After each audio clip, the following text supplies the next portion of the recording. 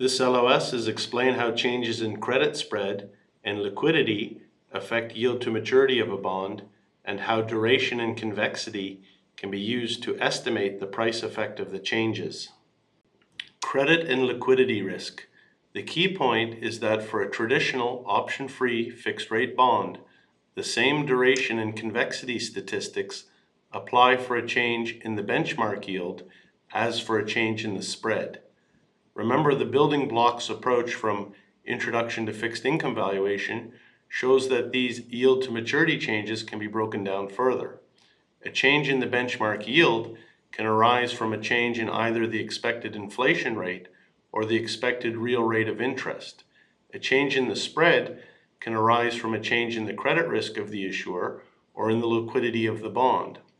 Therefore, for a fixed rate bond, the inflation duration, the real rate duration, the credit duration, and the liquidity rate duration are all the same number. Credit risk involves the probability of default and degree of recovery if default occurs, whereas liquidity risk refers to the transaction costs associated with selling a bond. The problem for a fixed income analyst is that it is rare for the changes in the components of the overall yield to maturity to occur in isolation.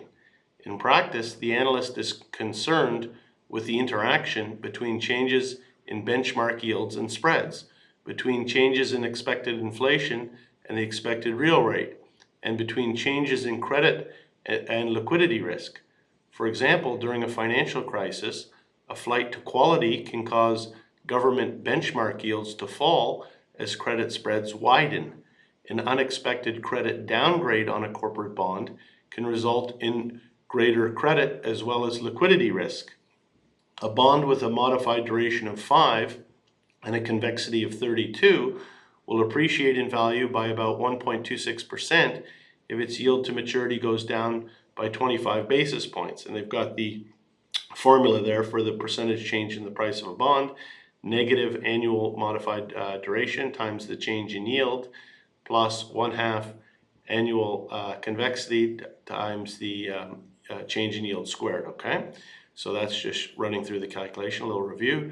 But the key point here is that the bond with modified duration of 5, convexity of 32, will appreciate in value if its yield to maturity goes down, regardless of the source of the yield to maturity changes. So we'll just do a quick practice question here to help our understanding. A manufacturing company receives a ratings upgrade and the price increases on its fixed rate bond. The price increase was most likely caused by A, decrease in the bond's credit spread, B, increase in the bond's liquidity spread, or C, increase of the bond's underlying benchmark rate. A is correct. The price increase was most likely caused by a decrease in the bond's credit spread. So I put some bullet points here.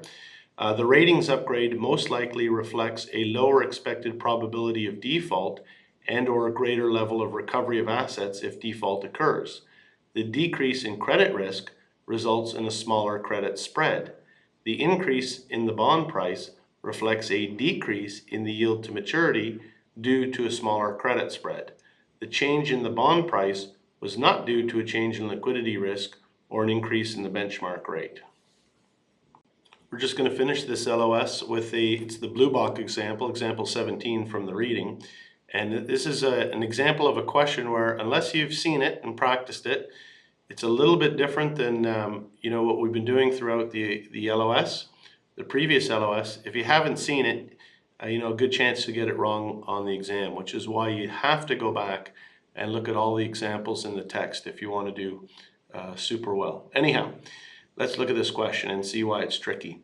The flat price on a fixed rate corporate bond falls one day from 92.25 to 91.25 per 100 of par value because of poor earnings and an unexpected ratings downgrade of the issuer.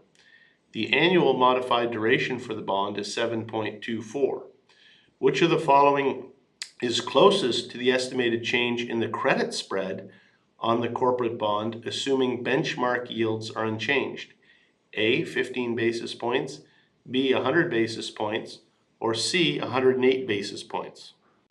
Okay, this question again is a little bit tricky. If you've never seen it, I'd say it's on the kind of the harder end of the CFA continuum because there's a couple of steps to it.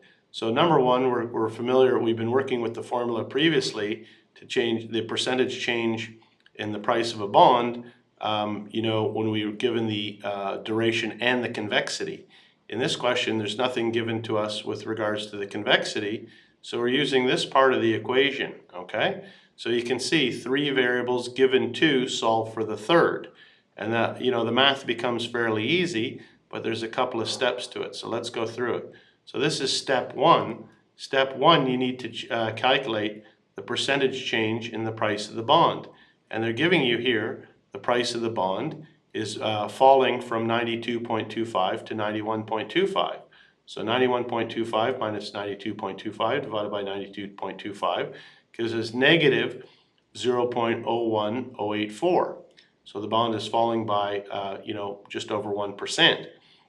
So they're giving us the annual modified duration. So what we're solving for in this case is the change in yield, okay?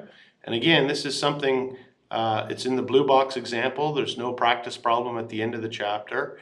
It's not clearly written out in the text for this section.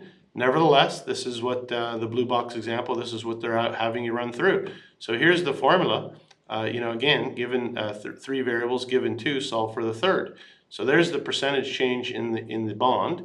It's going down, negative 0.01084, equals negative duration times the change in yield. So we're solving for the change in yield, okay? So we're just going to do change, you can see the math becomes easy. 0.01084 divided by, negative 0.01084 divided by negative 0.724. We're going to get 0.001497. So we know that is closest to 15 basis points, okay? So therefore, the correct answer is A. The change in price reflects a credit spread increase on the bond of about 15 basis points. So again, these are the types of questions, I'll give that a 5-star, that you could very likely see on the CFA exam. And if you haven't seen it in the blue box example, you really wouldn't know where to start, okay?